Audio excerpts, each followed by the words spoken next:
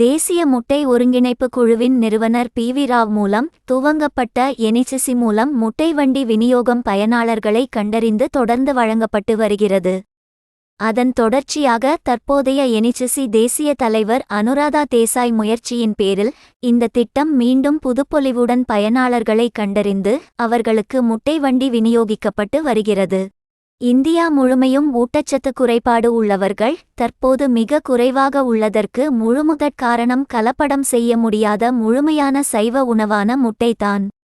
முட்டை வண்டி பயனாளர்களுக்கு வழங்குவதன் மூலம் முட்டையின் நுகர்வு அதிகரிப்பதோடு மட்டுமல்லாமல் குறிப்பிட்ட பயனாளர்களின் வாழ்வாதாரமும் உயர்கிறது.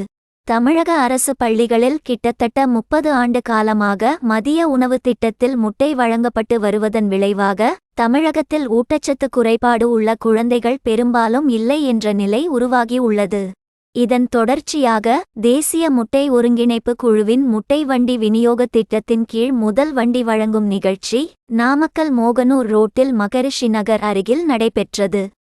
என்எஸ்சி மண்டல தலைவர் பென்னி சிங்கராஜ் விழாவில் கலந்து கொண்டு பயனாளி தங்கமணிக்கு முட்டை வண்டியை வழங்கி முதல் விற்பனையை துவக்கி வைத்தார்.